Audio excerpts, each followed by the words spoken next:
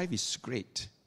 Life is so pleasant, enjoyments, you have pleasures, you have also fulfillment of your desires. And there are definitely moments of happiness. When you first got married, you are very happy, isn't it? How many of you are unhappy when you get married? like as if like you are going into a journey of suffering. You know? They say life is full of what do you call engagement ring, then after that wedding ring, after that suffering. But it's happiness because you claim to be what do you call happy. That's why you want to set forth into that journey of a married life. But a lot of people say that after 7 years, whether still happy or not, I don't know lah. Because there is this saying that a person change, our body cells change, because it rejuvenates, it replaces itself, and after 7 years, all the cells that were there 7 years ago has completely metamorphosed into a totally new cells. That means you are a new person. So you can't blame your husband or your wife for being a totally different lady or man that you have married 7 years ago. Because he has totally changed. He's a new body and a new person actually by right through the 7 years of experience. Therefore, whether you feel that, that after 7 years, whether the happiness is still around. Because happiness is very fleeting. That's why we are going to talk about what is actually enjoyment of life and happiness. Now, life is good. I mean, if you are born healthy, you are born with all the sense doors working perfectly, and you are born with all your limbs, and you can really actually enjoy life through your 5 sense doors. And I think most of the time, you will notice that as we have a fathom-length body, we have what we call the 5 sense doors. We have the eyes, we have the nose, we have the taste, hearing, and the touch.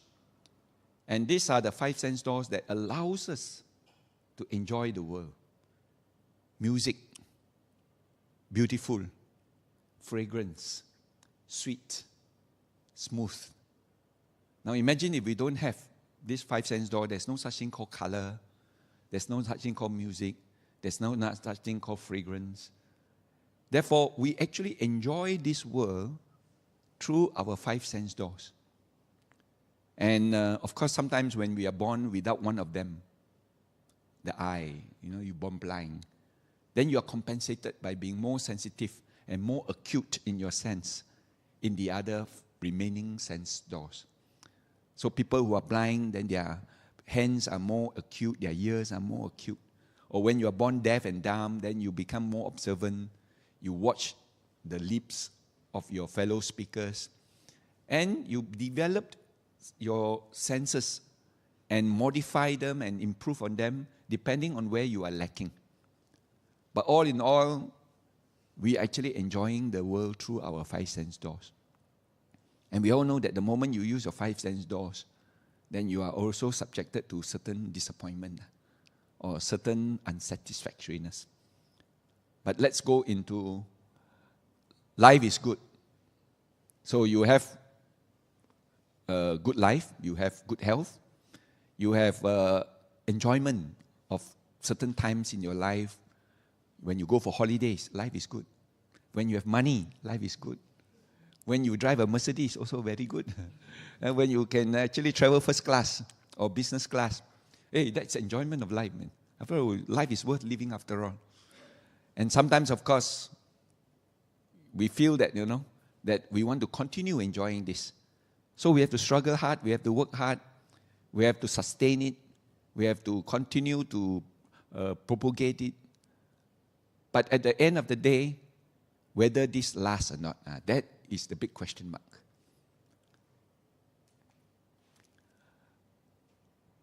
We talk about changes. No? Actually, the characteristics of all phenomena, the characteristics of all things that happens, we, the world, the universe, and everything that we experience, including events, they all change. They are not permanent, which means to say there is impermanence. So there is this concept called anicca in the Buddha's teachings, which tells us basically that all the happiness that we have, they are not sustainable, they are not permanent, and they will change over the time. I used to be very,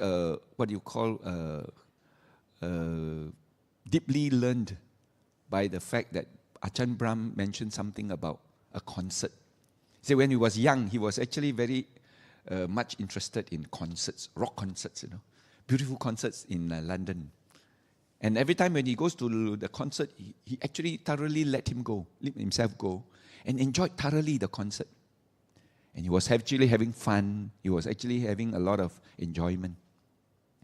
But then when the concert ends, and then he's now out on the street, in a lonely street, quiet, everything, then he feels that the happiness that he accrued, those moments disappeared.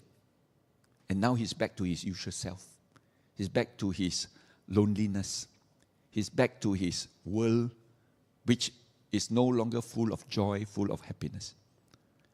And this happens to many of us. We do have these moments of our life when we finally find that all the happiness that we are attached to then disappears, then leaves us, and no longer be experienced by us. And sometimes when we are too attached that we want to continue, because we don't want it to end. We don't want the concert to end, but it has to come to an end, whether you like it or not. We don't want our good health to end. We want to continue to be healthy all the time. But one fine day, we then see a certain pain in our stomach, in our limbs, and when we check it out, suddenly the answer is that you are having the big C, cancer. Then the world totally changed 360 degrees. It becomes a total disappointment. And that is the time when all the sorrow and unsatisfactoriness then replaces the happiness that we accrue from a healthy body. Same thing with our youth. We all look young. And some people say you look young forever and never grow old. Well, you feel very happy about it. You feel very proud. And the moment you see the first wrinkle on your face, oh, that's a disappointment, man. Then you must think of how to maintain that, rigidness of your skin and the complexion that you have. Then you go to extent of engaging cosmetic. And you pull it. You put Botox. You take Bio Young. You rejuvenate back, hopefully, to actually regain back the youth or sustain the youth that you have. But unfortunately, the wrinkles will then still continue. Imagine those days when they don't have this Botox. Whenever you want to have cosmetic surgery, you actually got to go for an operation. And they cut here, then they tarik your skin, They pull it, and then they attached it. They clipped it, so that your skin now becomes tight. But after a while, the elasticity will then ends. And then it starts to wrinkle back again. Then again, you release it and you tarik some more. And then eventually, it keeps on going and the elasticity keep on relaxing. And Elizabeth Taylor had 7 times cosmetic surgery. Pull and pull and pull. One fine day, all these clips failed. The skin went... Then you see a bulldog face. Unfortunately, you can't prevent. It's inevitable. Old age definitely will come. And then, of course, you realize that you can't run 100 meters in 10.5 seconds. Although you want to run lao sing pu lao. But unfortunately, the body cannot take it. The body will have to tell you, hey, slow down, friend. You can't run the 100 meters in 10.5. 20 seconds, you already tao qiu liao. But if we are still very much attached to the youth and to the good health, then we are also going to be very disappointed. Of course, death. Every one of us don't want to die, isn't it? How many of us want to die? And says, I am ready to die. When we come near to our death, the last moments of our life, we will still hold on, if possible, hold on to the bed. No, don't let go. As long as we hold on to the bed, don't let go, maybe don't have to die. But unfortunately, the hand will then slowly have to release the grip. And then we have to breathe our last. And then we have to die. But it can be very miserable if you're not prepared for it. It can be very disappointing that I want to live forever. I want to be immortal. But I can't. This story of Chang'e, I don't know whether you heard. Chang'e, the famous fairy in the mooncake festival. Well, Chang'e is a very good story about immortality. What happened was, Chang'e is a queen. And the king rules a kingdom, but he was very cruel. A lot of citizens suffer as a result of the cruel king. And the king also wants to live forever. So they want to continue to be powerful and continue to rule the kingdom. So he sends his people out to find a xian tan, a xian tan or a pill of immortality. So that if he can consume this pill of immortality, then he will live forever and ever. And true enough, the people went out and found him a pill of immortality, brought it back to the palace, and he was actually brewing it, ready to consume. And Chang'e realized that if my husband, the king, were to consume this pill, then the people will not have peace. The people will always be in states of suffering as a result of the cruelty and the injustice that this king is going to exhibit. So she decided then to consume that pill herself. And after consuming, she became immortal. And she floated up and landed in the moon together with his rabbit. So every time during Mooncake Festival, you find that our fathers and grandfathers and grandparents, they pray to the moon, hoping to get that complexion, of the beauty of Chang'e, because Chang'e is actually very pretty. So you know what happens is our old grandparents, they pray with the powder. I don't know if you remember or not. It's a powder cake, square one. The idea is to pray to this goddess or Chang'e, and then after that use it. Then your skin will remain forever young and forever beautiful. Right? And praying to Chang'e also, you hope for longevity. If possible, for immortality. So this is a fervent wish of a lot of us, even including the devas, including the other beings. They all hope to be immortal and live everlasting. That's why until today, any religion that gives you everlasting life is very attractive. Correct or not? So that when you die, you don't die. You live everlasting in heaven. Oh, that kind of religion, very attractive. That's why it gathers a lot of followers. It attracts a lot of what you call people who actually yearn for immortality and longevity. So old age, sickness and death, though it's inevitable, but we out of ignorance will always want to yearn for it and want to clamor for it so that we can remain young, we can remain healthy, and we can remain alive and live immortally. But unfortunately, these are all part and parcel of impermanence. Impermanence means such phenomena can never happen.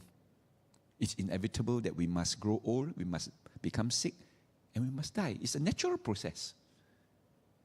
And until and unless we understand that this is a natural process and accept it as part and parcel of nature, we are going to be disappointed when these things happen.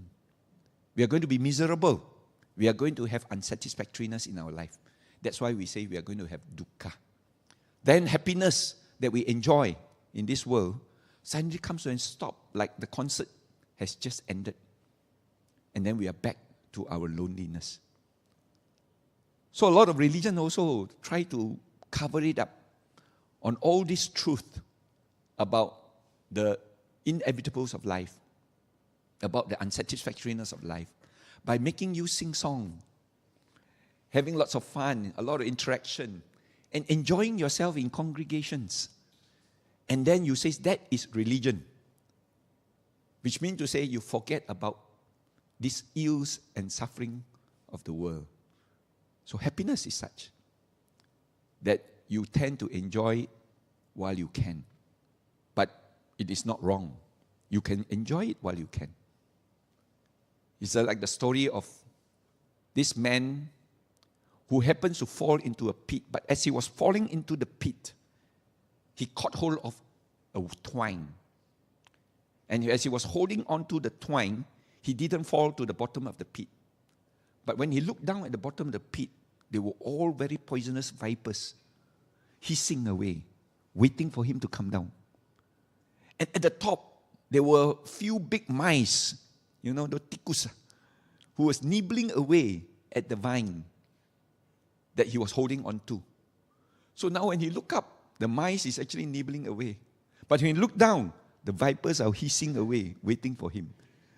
And at any time, he's going to fall.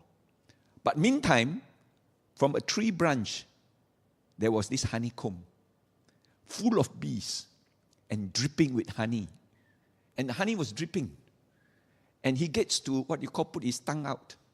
And as the honey dripped onto his tongue, he enjoyed the sweetness.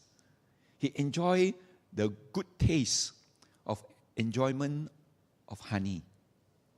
While he's enjoying the honey, the mice is biting. The vipers is waiting. And that is exactly what life is all about now in samsara. In these planes of existence that we are in, we are actually caught in between. That we are actually in states of danger.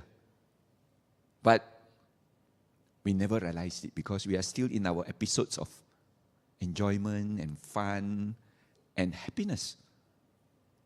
So that's why when we say learning the Dharma brings forth ourselves to actually understand what is unsatisfactoriness or what is dukkha. Because it is only through understanding dukkha that we can learn to resolve it, that we can learn to adopt a path that will lead to the cessation of it. If we don't come face to face with it, we always have this escapism. We try to block it out and put it under the carpet, cover it up, so that as long as we don't see it, we don't have to suffer from it. But it's all still stored up, waiting for its time to happen. And it will inevitably happen. Our old age, sickness, and death is inevitable. But right now, when we are young, when we are youthful, when we are healthy, whenever we talk about death, hey, choi, touch wood. 还没有到. Not yet happened, so don't talk about it. Very suay, very pantang one. Talk about sickness, hey, I'm still very healthy. No, choi. Don't talk about it. Talk about old age, hey, still young one. Still, what do you call, have black hair on our head. Even not black, white, turn to black also. Dye. So a lot of times we are living in a very pseudo world, thinking that samsara is worth living after all, and that we should continue to remain, we should continue to enjoy. But unfortunately, like the mice at the top and the viper at the bottom, though we are enjoying the honeys of living, the existing, but unfortunately, at any time now, it can happen because old age is already happening from the day we were born. We are growing. We are changing. We are rejuvenating. Our old cells drops off. Our new cells come up. And every day we are dying. Our organs are deteriorating. We are actually moving towards aged conditions. Our body, which is a fathom length, is subjected to deterioration that one day it will fail. And when it fails, it gives us what we call disease or illness. And we have a fathom-length body, which is susceptible to attacks by virus and bacteria. And at any time, this can attack us and damage the organs and the tissues that we have. And we will suffer as a result of that damage. And that is called disease or sickness. At any one time, as we walk out into the streets, Anything can happen. A stone can come fall on our head. A meteor can just happen and then land on our head and we get injured. Or a car can just swing back out of what you call carelessness of the driver. And we get knocked down. And we may suffer as a result of that action. Anytime. So we are living very precariously on a thin vine. And anytime we will have to face with our major dukkha called old age, sickness and death.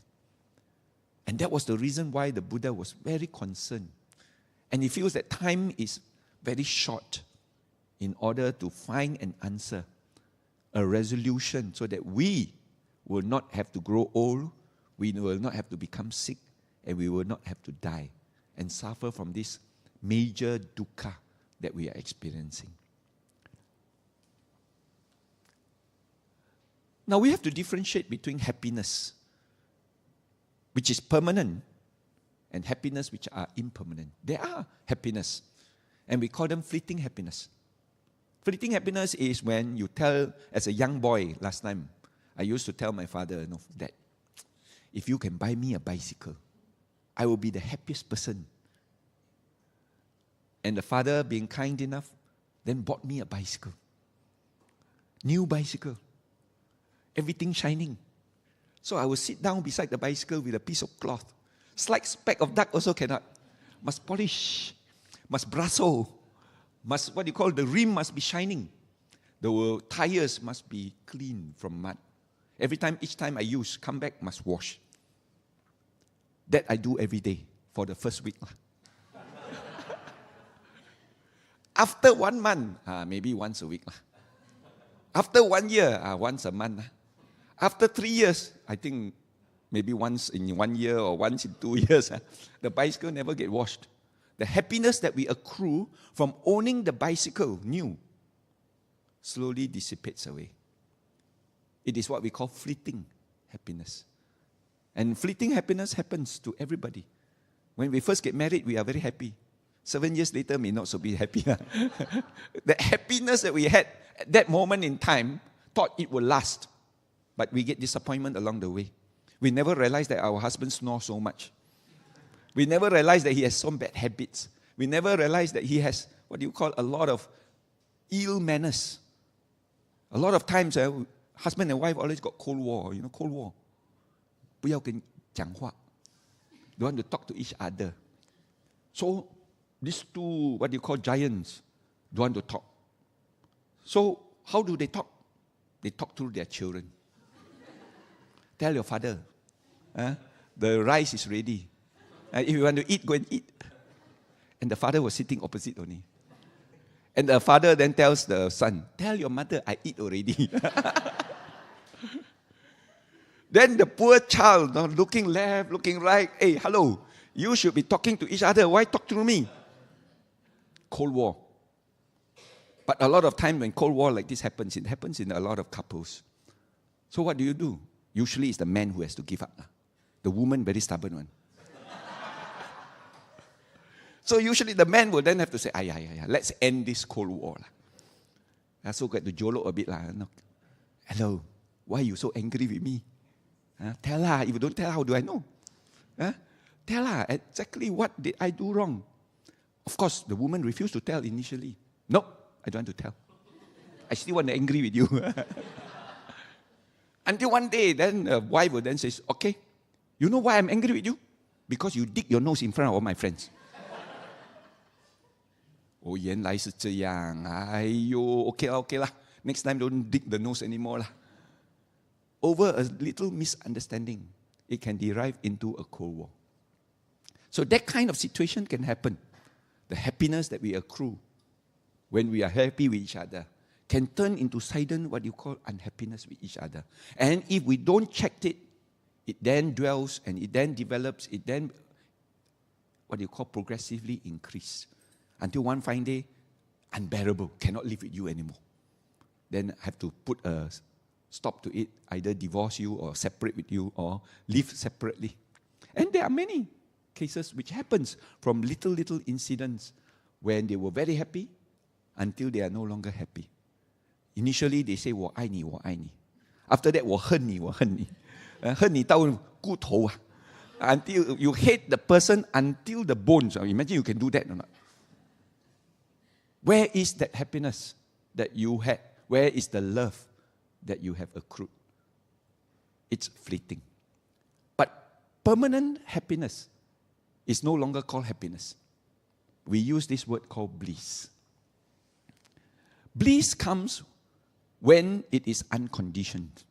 Bliss comes when you have love for each other and care for each other without any attachment. Without any say that this is mine, this is ours, and this is us. So bliss is when you don't get attached to it at all, but out of concern for the many, out of concern for yourself, out of concern for the environment, the world itself, you then develop a sense of peacefulness in your mind. You then develop a sense of calmness and detachment. And detachment always comes with a lot of peace. Detachment always comes with a lot of calmness. Detachment always comes through a lot of understanding. And when that kind of bliss appears in the mind, because it is unattached, it will not change. That is when we say it becomes permanent. Permanentness always comes when it is unconditioned. Blissfulness always comes when there is no condition for its arising.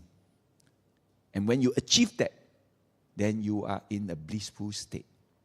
It's the same thing as when we do meditation. And when we begin to go into a rapture of joy which is not attached to any objects. And that is when we say you are in state of jhana. It erupts into a very pleasant feeling, bliss.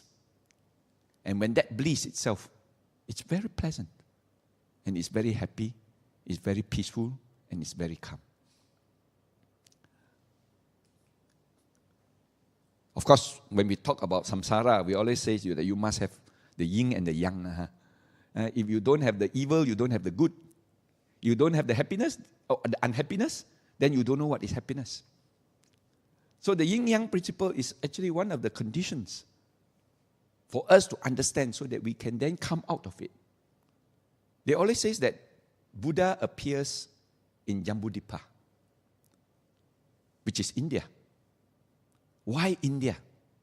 Because the yin-yang principle is very evident in that kind of condition or environment. You have the rich who are very, very rich. And you have the poor, which is very, very poor. And that is the time when you see the difference. When you are in heaven, you actually enjoy your life all the time. There is no suffering one. You actually have a lot of joy. When you are in hell, you suffer a lot. But you don't know what is happiness. So when you are in the extremities, you won't be able to differentiate. You won't be able to distinguish. Therefore, you will never be able to realize what is good and what is wrong. What is evil and what is good. And what is happiness and what is unhappiness.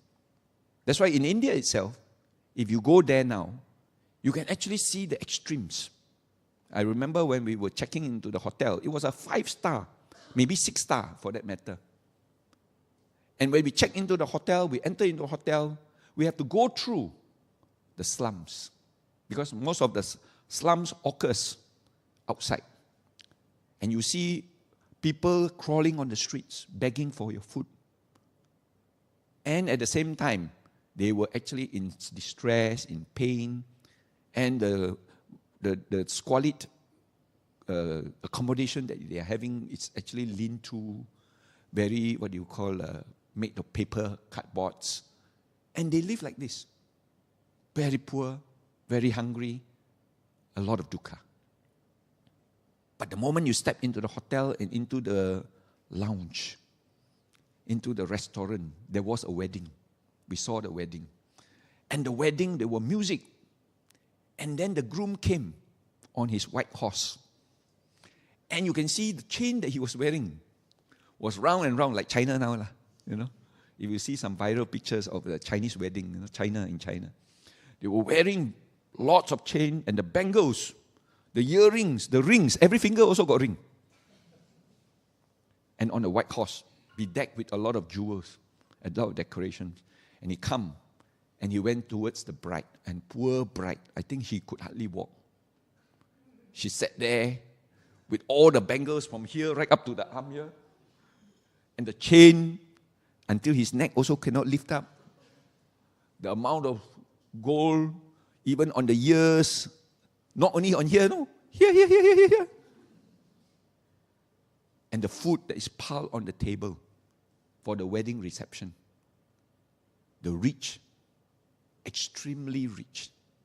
The poor, extremely poor. And it is there that you can discern, you can be able to distinguish what is enjoyment and what is suffering. What is samsara actually? When you are in that state, that is the time when enlightenment can happen. And that's why we say the Buddhas appear in Jambudvipa. Jambudvipa is an old name for India. Of course, like we all said, if you are lucky enough to be born in heaven, then heaven has a lot of joys, a lot of enjoyment. But when you are in hell, it is full of torture, full of miserable feelings. You will never think about how to gain enlightenment. So it is only in the human realm and in places like this that offers the best opportunity for us to gain enlightenment. That's why it's rare, the birth of a human being. And it's rare to be born in this kind of conditions. And that we can then have the opportunity to enlighten our mind, to be able to then see the right and wrong, and thus being able to get out of it as a result. So in this wheel of life, we say samsara is actually a wheel of life. Is that we are born, and we say that the moment we are born, we then have what we call the mind and the body. And of course, as human beings, we have a body which is fathom length, 1 fathom length. And it comprises of the limbs, which comprises of physical form, which comprises of our 5 sense door, which is at its peak. Of course, it has its limitation. There are some sounds you cannot hear, there's some light that you cannot see. But you still have a fair range for you to enjoy this life. And when we are born with this nama and rupa, or mind and body, we will then have to face with the clinging and the craving and the desires. So like I explained just now, that when we are born with our sense doors, these are the doors that lead us to experience greed, experience hatred, and experience delusion, which are unsatisfactory state of mind. Whenever you have greed in your mind, it's very unsatisfactory. Whenever you have hatred, it is very unsatisfactory. And whenever you have delusion or confusion or fannao, we call it, tan, hen, fannao, it is actually unsatisfactory state of mind. Why? Because we are attached to our sense doors. We cling to our sense door. We try to please our sense doors. Let's take, for example, the eye. Our eye is only a door. Our eye see. So there must be an object which is pleasant to see, beautiful. It goes through the eye, but the eye is only passing a message to the mind, the 6th sense door. And this 6th sense then says, wow, beautiful, see some more. See some more means what? Open your eyes bigger, stretch your neck, go forward, go and do something about it. And eventually, you can actually get into trouble. Like a guy who is riding a bicycle, and when he saw a beautiful object, then the eye will follow the object, and the bicycle will end in the longkang. When you attached, then the eye see, and the eye likes what it see. Then it becomes that you want to see some more. The more you see, the more you want to see. The more you want to see, the more you want to see. And there is no limit to seeing.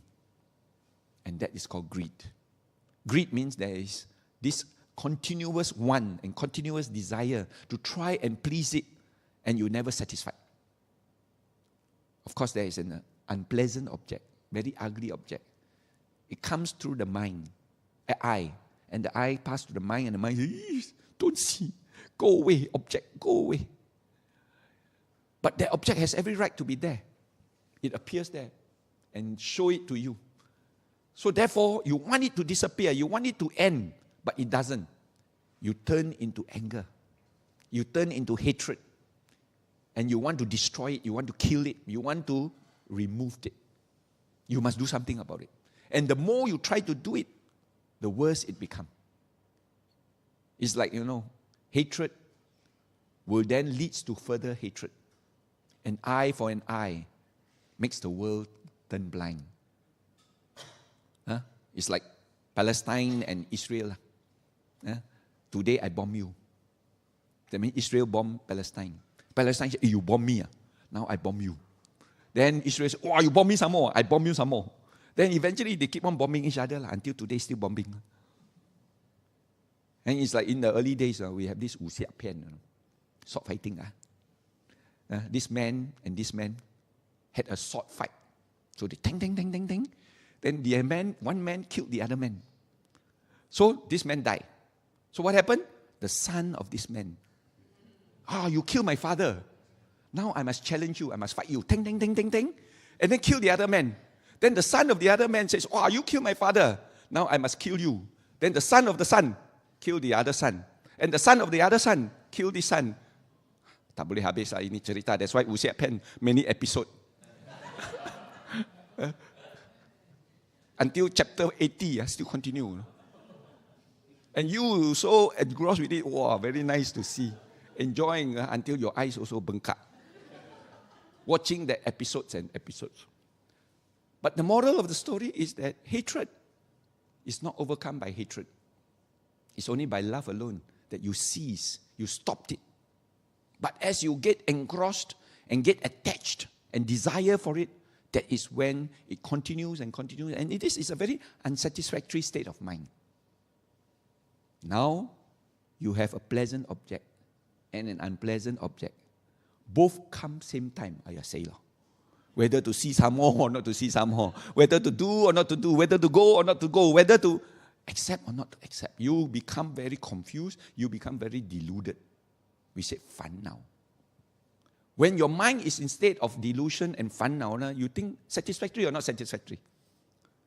Therefore, every time when we use our sense door, either the eye, the smell, the taste, the hearing and the touch, pleasant, unpleasant, both pleasant and unpleasant, each time itself would arise inside this mind, greed, tan, hatred, hen, delusion, fun now.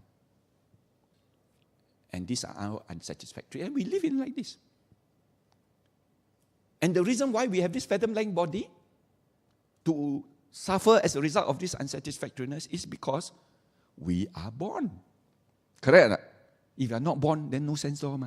If you have no sense door, then no need to suffer greed, hatred, and delusion. Therefore, when you born, straight away you are going to suffer the three great ills. The moment you are born, you are going to grow old. The moment you are born, you are going to become sick. The moment you are born, you are going to die very soon.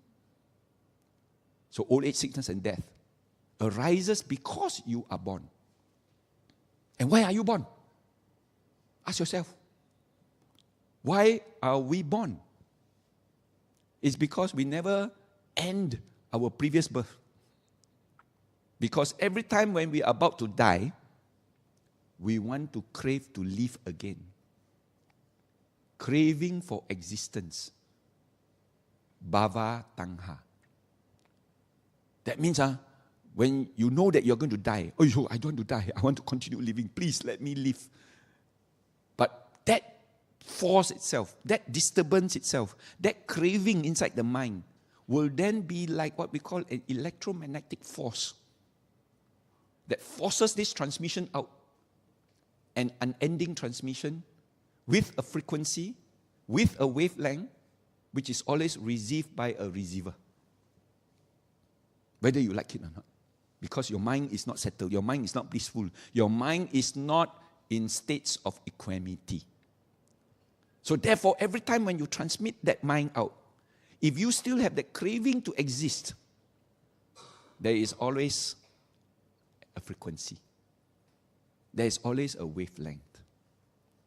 And if you have a frequency, like Chiu Papa, there will always be a receiver tuned to Chiu Papa, waiting for you. If you are transmitting 106.7, light and easy, there will always be a radio tuned to 106.7, waiting for you. Except that 106.7 is called heaven, and 98.8 is called hell. And each time our mind and our body separates, that mental energy that goes out with that frequency, because created by your craving to live, very unsettled, that frequency will then always find a receiver. And a combination again will then take place, called a nama and a rupa, called a body and a mind. Imagine the radio receiver is a body, and your mind is like an electric current, and the body is called a bulb.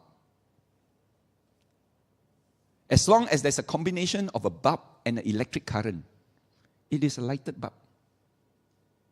But all bulbs have expiry date. They can only last 10,000 hours. After 10,000 hours, it will burn. It will deteriorate and it will burn. And when that is the bulb burn, is that the end of the electric current? As long as it still got voltage, as long as it still got amperes, it will still exist as an electric current. And when it exists as an electric current, then you will always go and find a new bulb. And the combination will then take place. The current with a new bulb, thus creating what we call another lighted bulb. And therefore birth then has to take place once more. And the moment you are born, you have a fathom length body, you have a 5 sense door, and you are going to deteriorate old age. You are going to, what they call, have a damage called sickness. And finally, you are going to end called death. Old age, sickness, and death is inevitable. Suka, bo suka, you have to face it. Craving for existence, bhava tangha, is the one that creates the voltage. Is the one that creates the amperes for us to continue to exist. There's also one more craving, called craving not to exist. That means you want to die. Craving for non-existence, which is bhava tangha, means life is very unbearable. Life is full of suffering. Life is actually not worth living after all. I want to end it. I want to zizat. There are people who will think like that. Because it is very unbearable. But how many of us, when we have that thought of non-existence, what you call craving for non-existence, or bhava tangha, or want to zizat, can go around with a smile on the face and say, 我要自杀了, 再见, goodbye. And your mind is very peaceful. Your mind is very calm. Your mind is very happy.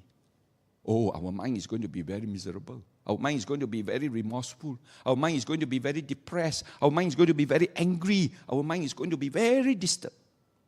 And that disturbing mind is the voltage. That disturbing mind is the frequency that will always be received by one more receiver, tuned to that frequency, ready for life. Now all this takes place very almost automatically or immediately. It's like Radio Malaysia says, waktu sekarang pukul 8 malam. How fast does the radio say the same thing? If it is tuned to Radio Malaysia. And that is how the combination will then take place. Therefore, samsara is like that. We are caught in this web. We are caught in this mechanism which we cannot unwind, cannot release from the bond. And we always get sucked in again and again. Always try to run away, but it gets sucked in again. Run away, it gets sucked in again. Samsara is exactly like this. But there is 98.8, there is 106.7, there is what we call 95.3. There are many, many receivers tuned to different frequency waiting for you. And that's why we classify it into what we call the 31 planes of existence. So samsara basically talks about the 31 planes of existence. You have what we call on the lower side, you have this hell, you have the asuras, you have the animals, and of course you have the petas. These are what we call the woeful states. When you're born in that state, your mind is grasped into a lot of unsatisfactoriness. That you experience a lot of unhappiness. You experience a lot of what we call ku, or suffering. That's why we call it the lower realms of existence. Human is there, ready to receive. Right? Of course, humans is just nice. Just what we call in the lower realms. Sorry. Human, cannot see. Human, you can see that is you have a hell, you have the animals, hungry ghosts, asuras, and of course the human realm. Can you see? From the back, it's a bit too small. And of course, you have the lower Deva Lokas, which is just above us. And these are the Deva Lokas, which is actually the Devas of the 4 great kings, the Chatu Maharajika, where they have the guardian kings. And of course, you have what we call the Yamas, Devas, which is also a realm of heavens. And then, of course, you have the contented Devas, and you have the Devas that delight in the creation. You have the Devas wielding power over the creation of others. And you also have what we call the retinue of Brahmas, the ministers of Brahmas, the great Brahmas, and so on and so on. And all together made up into 31 planes of existence. Of course, the closest to us in the heavens is actually what we call the lower Devalokas. And one of them is the most famous one called Tavam Timsa. Tavam Timsa has a king. And this king's name is called Lord Sakra. And Hokkien lang called Ti Kong. Or we call him in Chinese Yi Wang Ta Ti. So Tavam Timsa is a heaven where you have a retinue where ministers are being formed so that they govern each role. They like Mahathir's cabinet. They have a cabinet for taking care of agriculture. They have a cabinet for taking care of tragedies. They have a cabinet that takes care of heavens, the various portfolios. Now, there are all 31 planes waiting for you to be born. But unfortunately, if you are born in the lower Devalokas, your lifespan is limited. You are limited by a certain lifespan. But as you go higher and higher, the lifespan then becomes wider and wider. And sometimes a Deva may have lived for what you call just one life. But you see human beings born and die, born and die, born and die, born and die. Because their lifespan is very long. And because their perception is, since human being die, born, I'm still around. Therefore, I am everlasting. I am in a heaven which is everlasting, which I never die. Old age, sickness, and death also happen in the heavens. One day, their span will also finish and they will die. Same thing like in the Peta. The Peta worlds are what we call spontaneous existence, where it appears and it exists for a certain period of time. Whether it be 7 days, whether it be 14 days, whether it be 21 days, and you have a 28 days, 35 days, 42 days, 49 days. And they exist spontaneous. But the energy and the combination, of course, is different from us. So within that 31 planes of existence are actually destinations, each tuned to a range of mind. Now, it doesn't mean that when you are born in the Sapat Teyut, the different levels of hell, you will then suffer in the place, for example, the blood bath. Or you may be you lie a lot and you're born in that hell where they pull your tongue long and then they have a knife, chop, chop, chop, chop, chop, chop, chop. Or you're born in a cauldron, where you are tied to a burning, cauldron, and then the fire will burn through you. These are all mental states. When you're born in that existence, you suffer that kind of resultants. But it doesn't mean that there is a place in hell where there is a bloodbath. And then you get soaked inside the bloodbath and everywhere you see is all blood. But it is just the mental states gets attached. And when you're born in that existence, your mind dwells in that kind of unsatisfactoriness. But you may live there for a certain period of time. And then eventually you pass away. Of course, there is in hell, there is a very great king. And who is that king? King Yama. Who is King Yama? Yen Lo Wang. Yen Lo Wang is actually a Yama. And the Yama is actually number 8. It's part of the Devas realm. So he is actually a Deva, but born in hell. But he doesn't have to suffer the ills of hell or the difficulties of hell. So when he was born with his retinue of Yamas there, he then had an opportunity to help the beings in hell. So what he does most of the time was when a being is born in hell, King Yama will then be the one that approached them and says, look, can you remember any good deeds that you have done? Can you remember any good, habits that you have nurtured? Try, remember. But we depict him as Yen Lo Wang, seated in the, throne of hell. And then, and never anybody born in hell will then go before him and he will check his computer. And he says, wow, you've done so many bad things. Therefore, you go to this level of hell. And you've done so many bad things, you go to that level of hell.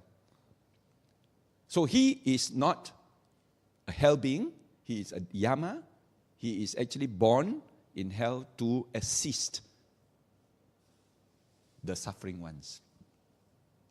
But if you look at this story, and you look at the Christian story of Satan, you can see some similarities there. Who is Satan? What is his real name? In the Bible, he has a name, He's not called Satan, Lucifer. Who is Lucifer? Lucifer is an angel. He's a fallen angel. You call him a fallen angel because he's born in the wrong place. He was actually in the suffering ones, the negative and the evil ones. But he is not. So because he was born a fallen angel, therefore he actually controls the environment there. So this story, and you relate it to King Yama, has that similarity. They are all devas. They are all angels, but happen to be born in different locations. So much for the 31 planes of existence. That if our mental energy, as a result of our thoughts and development of our thoughts, at that moment of separation between the mind and the body, when the body, like the electric bulb, no longer can support the electric current, it will burn out. When it burns out, the electric current does not die. It continues and it flows out. And then it attaches itself to another bulb, and thus creating what we call another birth. And thus you are born either in any of the planes of existence. And therefore, as a result of your thoughts, your frequencies that you emit, if you are very peaceful and very calm, your frequencies will then be very peaceful and calm. If you are very scared and very, desperate and very angry, your frequencies will then be in that mode. You can check it. Put 2 electrodes on your head. When you're angry, you see what happens. When you are peaceful, what happens? When we are in states of meditation, our mind goes into very pleasant states. And you get what we call the alpha, gamma, and beta. But when you are angry, you can see the frequencies. So depending on what frequencies are we transmitting, therefore we get reborn into the existence. But as long as we still got frequency, as long as we still exist as a mental energy with frequencies, we are ready to be received by any of these 31 planes of existence. And when you are received by any of these 31 planes of existence, rebirth then has taken place. Once more, birth has happened. When you have birth, old age, sickness, and death. You have birth, and you have a body, a rupa, then you have your 5 sense doors. And when you have a 5 sense door, then you have greed, hatred, and delusion. And all these are propelled by these 3 great craving, called craving for existence, tangha, biva tangha, bhava tangha, bhava tangha, and the last one called kama tangha, which is pleasing your sense doors. And every time we try to have this craving inside our mind will always be disturbed. Our mind will always not be in equanimity. Our mind will always not be calm and not be peaceful. How to escape? Now, as we enjoy our life, as we enjoy our episodes, as we enjoy our birth, waiting for the death, we might as well make the most out of it. So don't despair, I'm going to die, I'm going to suffer old age, I'm going to become sick. Knowing this truth doesn't deter you from enjoying your life. Have a good time on earth. Have a good time as a human being, but remember your roles. Remember your mission. And because we realize that we are born as a human being, this is the best opportunity to discern between the good and the bad, the happiness and unhappiness. And therefore, because of that ability to discern, we are able to have what we call the right understanding. We get married, we have families, and some of us are attached to our families. We cannot bear to leave them. And that's the reason why a lot of unhappiness happens in us when we are about to die. It's because we don't want to leave a loving family. Of course, if the family is not so loving, then you say, I better die. But if you have a loving family who actually takes care of each other, then it is actually very unbearable at that thought moment. But until and unless we understand that all this is enjoy while you can, but when it comes to the crux and the ending, we must be prepared to accept that change. Like we all said at the very beginning, life is full of changes. A lot of change are going to happen. We change from a person who is young to a person who is old. We change from a person who is healthy to a person who is sick. And we change from a person who is alive to a person who is dead. These are inevitable changes. And not only do we have this kind of major changes, we also got that minor change. We have what we call a girlfriend who loves us very much. But one fine day come and tell us, 不喜欢你了啦，我喜欢别个啦. I like another one. Then you say, hey, no, you promise. You say, 永远永远喜欢我的. Forever and ever you will love me. But now how can you say no? You are attached to an unchanging entity. And the moment we are attached to an unchanging entity and want that entity to remain permanent, not to change, we are going to be disappointed. And this is the training that we all have to bear and train ourselves. There was one little monk who go and see an abbot. And he asked the abbot, you are very good in introducing enlightenment and silent one. Suddenly you sit there, boom, you get enlightened. So he heard from this Zen temple that they have a very high success rate of enlightenment. So he went before the abbot. This little monk says, I heard you are very good and you can teach people to become suddenly enlightened. I also want. What must I do? Then the monk said, very simple. All you have to do is tomorrow morning when you come, go and sit beside the stream and watch the stream. Then you will get enlightened. So the next morning, he wake up very early. He went to the temple. He sat beside the stream and he was watching the stream. And the water was flowing. And he was watching the stream, whole day watching the stream. Water flowing. That evening, he went before the abbot and he asked, Abbot, am I enlightened? Then the abbot says, what do you see? He said, I saw a stream and the water was flowing. That's all. Oh, then the abbot said, sorry, not yet enlightened. Tomorrow, go back, watch the stream again. So the next day, he went back. He watched the stream again, go back, tell the abbot. Abbot asked him the question, what do you see? He said, I saw a stream, water flowing on it. And he was telling this, and the abbot keep on saying, sorry, you are not enlightened yet. Sorry, you are not enlightened yet. For 364 days, he was watching the stream and he never got enlightened. Then on the 365th morning, he told himself, maybe this abbot how xiao one. He has been lying. Cannot get enlightenment like this one. How can a person get enlightenment? So therefore, today is my last day. I will give it one more last try. If I don't get enlightened, this abbot how xiao. That means not true one. Cannot happen one. So that day, he went and sat beside the stream. And he was watching the stream and the water was flowing. And this time, he then observed that the sun was shining.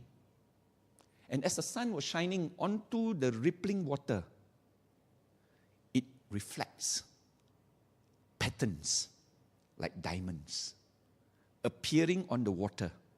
And he was looking, and some of them were colorful because the sunlight produces the spectrum of color. And it was very colorful and very sparkling, and it was beautiful sets. One set, one pattern, and it keeps on changing. Then he saw a particular set, which was one of the most beautiful sets. And he told himself, that is the set that I want to, before he could finish, that pattern also changed. He turned for. What did he see? He saw that the pattern keep on changing. And there was no permanent set of pattern that he could hold and says, don't change. And if he wants to hold on to a set of pattern that he says don't change, but it changed, he realized that he's going to be disappointed if he gets attached to it. Anicca, changing, impermanence. Anatta, there's no permanent set of pattern that you can hold and remain unchanging. Dukkha, that means to say, if you want to attach to a permanent entity that don't change, you are going to be disappointed. You are going to have dukkha or unsatisfactoriness. Anicca, anatta, dukkha. From that point onwards, he will then realize that everything around us is changing all the time. So don't get attached because there's no permanent entity for you to grasp. And if I don't grasp for it, then I won't be disappointed. If I grasp onto something permanent and I want it to be permanent, then I'm going to be disappointed. So therefore, enlightenment or Chen Fo then happens. And from that day onwards, he will then realize that since changes are inevitable, let me not get attached to it. Let me experience and let it go. Experience and let it go. And it happens even in life. In a lot of our episodes of life, we were faced with a lot of changes. The changes of our holiday. We want our holiday to continue. When we go to Japan, we say, wow, must enjoy. But hello, today last day lah. Tomorrow want to go back already. So you get very disappointed, isn't it? You want it to continue, but it doesn't. Of course, you want your parents to be with you all the time. But one day, your parents will then have to leave you, leaving you alone, leaving you on your own. One day, the loved ones that you have held so dearly, it disappear. The events that you want, it also have to change from one form to another. And these are all inevitable. And the moment you have that realization, the moment you have that understanding, then your mind doesn't get attached anymore. The mind is prepared to let it go. As it appears and disappears, as it rise and fall, you are saying that, well, I just have to watch it moment to moment and enjoy it while you can. And when it disappears, well, just wait for the next moment. So when you have that right understanding, that is when the mind now becomes pacified. The mind now becomes peaceful. The mind now becomes calm. And if you are at the verge of about passing away with that kind of enlightened mind, then the mind will then say, well, life is so natural. These are some of the natural episodes that we have to go through. And since it's so natural, then why are we so unduly disturbed by it? Then your mind goes into calmness. Very, very calm. With that understanding, as your mind and body separates, and the mental energy that goes out, the craving force that is inside you cease to slowly no more. You don't crave to exist. Because you understand what nature is. You don't crave not to exist because you understand what nature is. And therefore, you do not have to please your sense doors anymore. Because sense doors are impermanent too. The feelings and emotions that you get, the enjoyment that you get, they are all impermanent too. Therefore, you are prepared to 放开, 放下, let go. And when that kind of mind goes into very peaceful, so very, very peaceful, we describe it as the stages of passing away. You no longer die. You are only passing away into the first stage, which is so peaceful. You are now passing into the second stage, which is so peaceful than peaceful. You are now passing away into the peaceful of all peaceful. And finally, it's so peaceful that you don't have a frequency anymore. See? 98.8 can receive or not? 106.7 can receive or not? 31 plane of existence, any one of them can receive you or not? That is the cessation of birth. The new combination that is going to take place will not happen. When it doesn't combine anymore, there is no more birth. When there is no more birth, is there any more old age? Is there any more sickness? Is there any more death? When there is no more birth, is there a fathom-length body with a 5 sense door for us to please? For pleasant, unpleasant, both pleasant and unpleasant, to give rise to what we call tan, hen, fan, greed, hatred, and delusion. And thus, this is the cessation of dukkha. Remember the Four Noble Truths?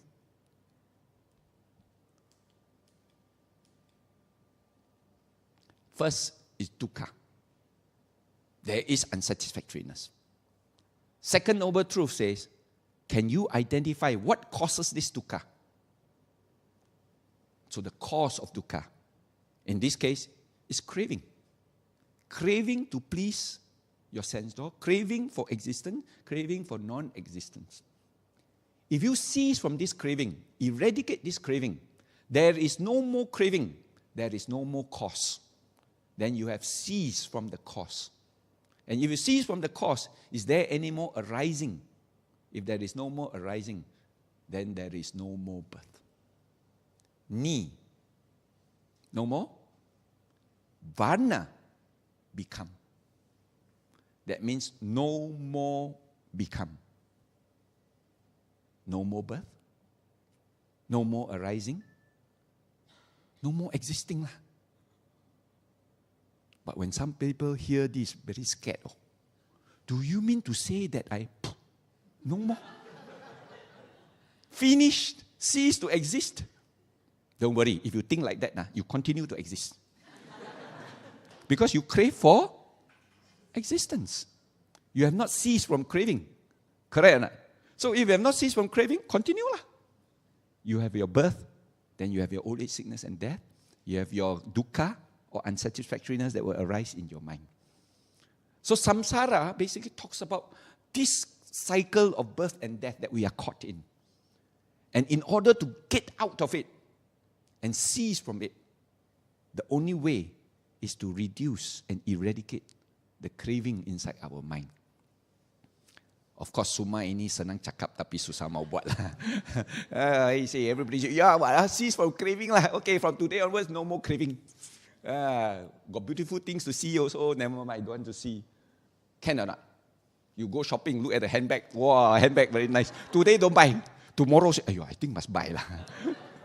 You think about it, you want to buy. And then craving happens. A lot of people say, I'm going to cease from craving. Wow, but after that, craving comes back again. Because why? For eons of time, we have been caught in this stubbornness.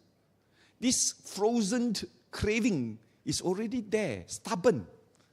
And it's very difficult to unwind it, very difficult to reduce it. But you must start from somewhere. The beginning of a ladder and climbing up the ladder is the beginning of the first step. So if you don't climb the first step, you'll never go to the second step. If you never go to the second step, you never go to the third step. And thus, you will never be able to climb up to the top of the ladder. We always say that life is like a snake and ladder game. Correct or not? Snake and ladder game. Tok, tok, tok, tok, tok. Wow, ladder. Go up. Tok, tok, tok, tok. Wow, snake head. Come down. Ladder up, down. And you keep on doing that until box number 96. 96. 哎呦 6 oh. So, 97, 98, 99, 100. 2 more to go. Go back, 99, 98. 98, one big snake waiting for you. So, you got to add one more time, up, down, up, down, up, down. And that is what life is all about. Today, listen to the Dharma. Wow, very kanchong. Very inspired. I am going to practice. I'm going to eradicate. Meet the snakehead. Ayah, why waste your time? Let's go shopping lah. Why waste Sunday like this, you know?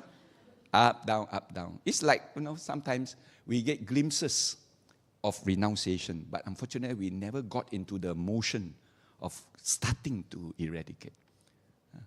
So, it's like, actually, sometimes we say in Dharma, in practicing of Dharma, you don't need to wait until the end in order to enjoy the blissfulness or the bliss of Nirvana. You actually enjoy it while you are still practicing it. It's like, when we are at the side of a stream, and then we stand beside the stream. And then once a while, we put our leg into the stream, one leg, and then we pull it out. Ooh, song. Very nice. Then we put the other leg in. Ooh, song. So you keep on pulling like that. Still on the same spot of the riverbank. Until one fine day, you put one foot in, and you put the other feet in also. Now both your feet are in the stream. Then the stream now carries you. And in the Buddhist teaching, we say you are a stream enterer. What is a stream enterer? It's called a sotapan. A sotapan means you have actually entered into the stream, and the stream will then now carries you. And for 7 more existences, you will then be in this samsara. And it's very sure that within 7 existences, it can be 5th, it can be 6th, it can be 7, that you will then achieve what we call the final liberation of nirvana. Of course, the next stage is called sagadagami, which is once returner, satu kali lagi saja. Then you have the anagami, which is actually the second, the what they call a non-returner. That means anytime already, you are not going to return anymore for another existence. Of course, the final stage is called nirvana, attaining nirvana. So you have the 4 stages of sainthood: sotapan, sagadagami, anagami, and finally arahant. Then arahant is what we call you have attained Buddhahood, enlightenment. Therefore, you are no longer called a putujana or a worldling anymore. You are now called a person who has attained Bodhi, who is now given the title Buddha. So all of us can be potential Buddhas. So the only way to escape from samsara and live is then practice and mold and condition this mind until the craving for slowly disappear. And when it's totally gone, eradicated, that is when you pass away in your last birth with that total eradicated mind.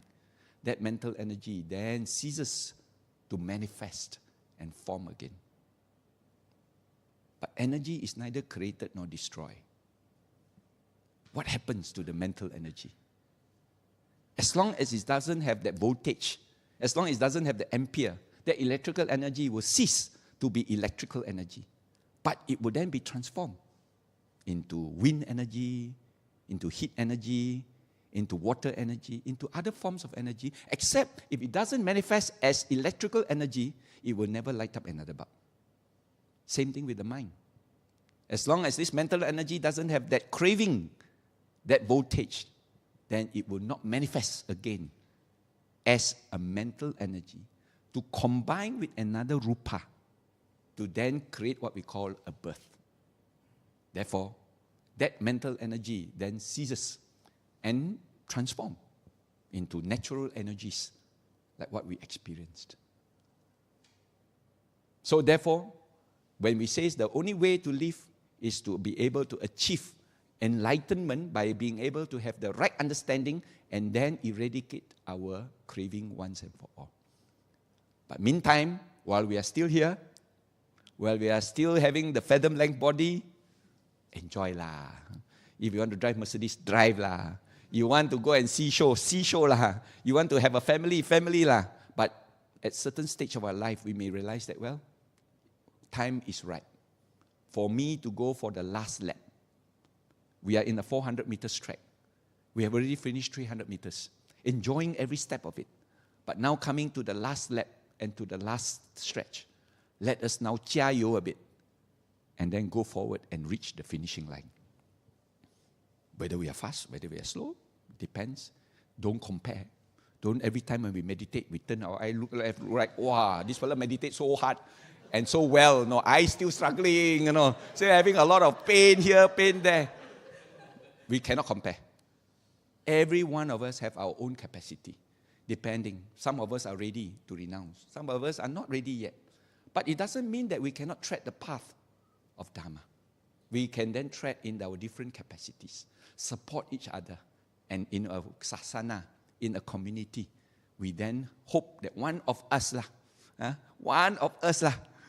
will then, of course, reach Nibbana. All right? Thank you very much. May you all be well and happy.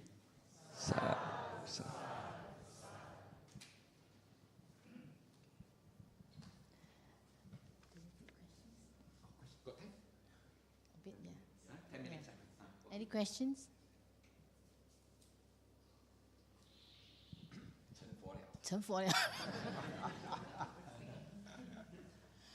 Actually, I have a question. What is the difference, the incarnation? Is that a greed that caused the incarnation? When you use the word reincarnation, are you referring to rebirth? Rebirth. So which word you use now?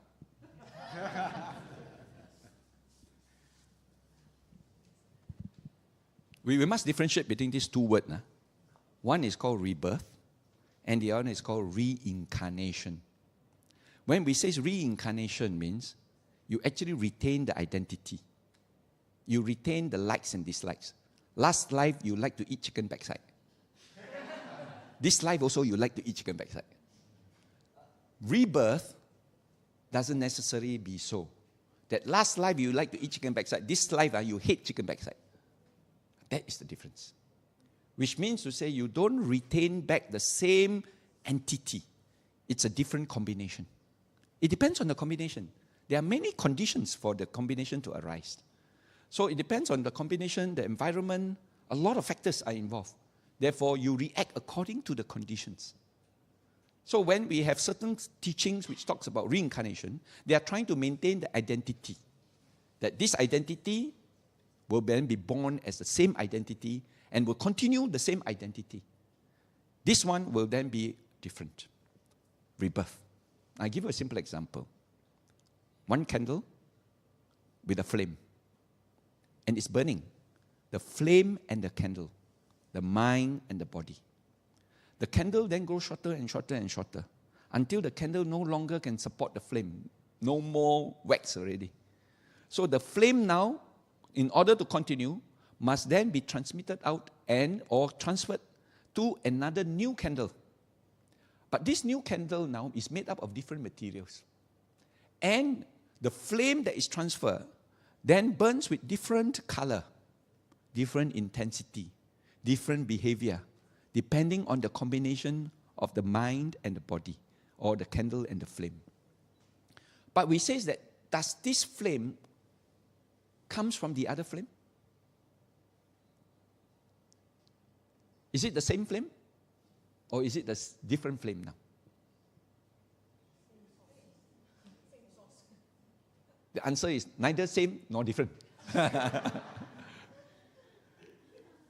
Because it is moved on to a new combination, therefore it burns with different intensity and different characteristics and different mode. But it owes continuity from the previous flame. It's what we call a continuous flux. When you study Buddha teachings, we call it a flux. Let's use this symbol called the sine curve. You know sine curve? Phenomena all have this sine curve. All phenomena. In fact, this should be the universal symbol for phenomena. Our waves in the ocean go up, reach its climax, and then it collapsed and it falls. Is that the end of the wave? It will then pushes another new wave to arise and reaches its climax and then falls and then pushes up, falls. Now, for every wave that arises, what was its origin? From the previous wave. It's dependent on the previous wave. If the previous wave is strong, then it will condition a stronger wave to arise. If the previous wave is weak, then you condition a weak wave to arrive. That's why in the Buddha's teaching, we had this law of dependent origination. For the arising of a phenomena, it owes its origin to the previous phenomena. For every arising of a birth, you owes its origin to the previous birth, the person, the being that was before you.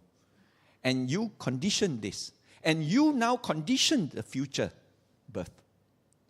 Therefore, what is present will then justify the past and prepares you for the future. That's why the power of now is a very important concept. Is that what we are doing now justify our past, prepares us for the future. And therefore, what is the most important moments of our life is not the past, as it's not the future. It's what we do now. And what we do now is more important because present moment is what we should be watching. And that's why in our meditation, we always watch what are we doing now. We are breathing, we are relaxing, we are sitting, we are talking. We are aware of what we are doing now. And that is the power of now. The present moment is that when we begin to have that, that's when a lot of bliss will then come into our mind. So therefore, for every arising of our thoughts, it owes its origin to the previous thoughts. Orange, color of the robe of the monk. Oh, robe of the monk. Next Sunday, the monks are coming. We are going to prepare dana. Dana, I must go and buy food. Buy food, I must go and get ATM machine to withdraw money. ATM machine, the check, not check bank in yet. Hey, the check, this person who gave the check, he must have signed wrongly. You know? And, where is that person? That person is in London. Oh, London, beautiful. Oh. London got Westminster Abbey, London got Tower Bridge, you know. Hello, how do you end up in London? Trace back. You can trace back. Why do you think of London? Because of that person. Why do you think of that person? Because of the check. Why do you think of the check? Because you got an ATM machine. Why do you think of the ATM machine? Because you withdraw money. Why do you want to withdraw money? Because of the dana. Why do you want to withdraw dana? Monks coming next Sunday. Why do you want to come? Why the monks coming next Sunday? It's because there is this color orange. That's why our mind can go like this and can go this way. And at every time, it's a continuous flux. And we have been living in this continuous flux all the time. That's why sometimes we can remember our past. And we can remember our future too sometimes because of the momentum that we are in. So if you want to remember, all you have to do is to concentrate on that rising and falling of the thoughts inside your mind. Why was I thinking like this? Must be this thought. Why was I thinking of this thought? Must be this thought. And therefore you trace back. And that's what we call memory. And a lot of our lives, as we live, when we are arising a thought, and that thought is the climax. When it subsides, death takes place. But when death takes place, that thought energy will then push us a new thought to arise. And when that new thought arises, you're already in the next episode already. The cut-off has already taken place. Boom, it comes up. So that was the first thought in that new life. And then it continues. That's why sometimes babies, they remember their past life better than us. Imagine a young baby, 2 days old or 1 day old, suddenly frown, and they start crying. Or suddenly, start laughing. Now in our folklore, we say, there's a deity teaching the baby how to cry and teaching the baby how to laugh. You just watch the baby. 2 days old, 3 days old, just new experience. How come can frown until like that and cry so lamentably? And how come can laugh so and giggle so much? As a result, that they were still in that thought continuity. But nature is such very good.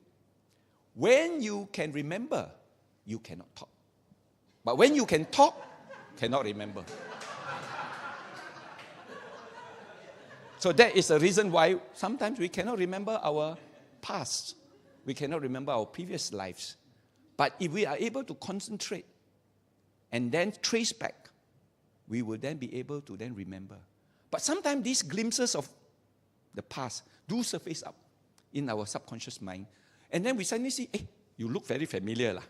I must have seen you before, but this life, have we met? No.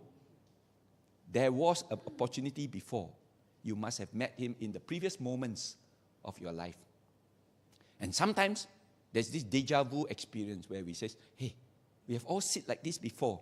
We have all experienced this kind of congregation. And as if there is a repeat. You actually had that momentum and the inertia of that mental energy that moves a little bit forward. See it, and then come back to the present moment. And then live according to the energy until that moment. And then you feel that, you have seen that event, and you have now come back to this moment, and then you experience it once more. So there's a deja vu. They call it a deja vu experience. All right? So all this sounds very familiar, but it's a result of the natural law of chitta. You know, in niyamas, the 5 niyamas, one of it is called chitta niyama. Chitta niyama talks about the natural law of the mind, how the mind works. And as we can understand the mind can do many things. The mind has a lot of qualities. The mind has a lot of power. Okay? One question, but so long answer. Any more question? If not, then we will come to the end of the Dhamma sharing. Let us compose ourselves to do sharing of merits. Let us recall all the meritorious actions that we have done. We have made right effort to participate in this Dhamma activity. We renew our faith and refuge in the 3 jewels and learn to develop wisdom and compassion. By the power of all merits we have accumulated today, as well as in the past, may we and our loved ones be free from harm and danger. May we overcome our troubles and difficulties and enjoy good health. May our homes and property be protected by devas, and may we always meet with success. We will also dedicate these merits towards alleviation of suffering of living beings. May these merits bring us joy in performing wholesome acts for ourselves and the well-being of others. May we make good progress along the path of Buddha Dhamma and attain the perfect state of Nibbana, where all suffering ceases. We would like to thank our speaker, Datuk Charlie Chia, for sharing the Dhamma with us. May he be blessed with good health, strength, peace, and happiness. Let's say sadhu 3 times to Datuk Charlie Chia. Sadhu, sadhu, sadhu.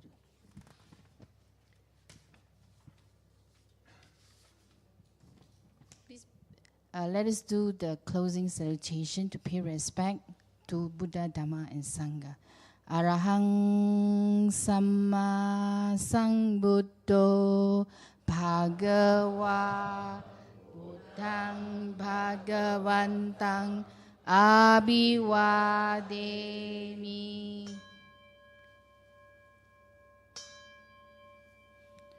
Swakato Bhagavata Dhammo Dhamma Namasami.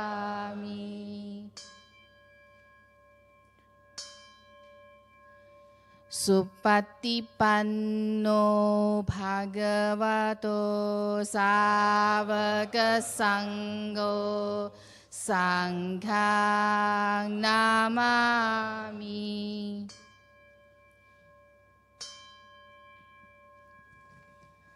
Sadhu, sadhu, sadhu. Thank you, everyone, and have a safe trip back.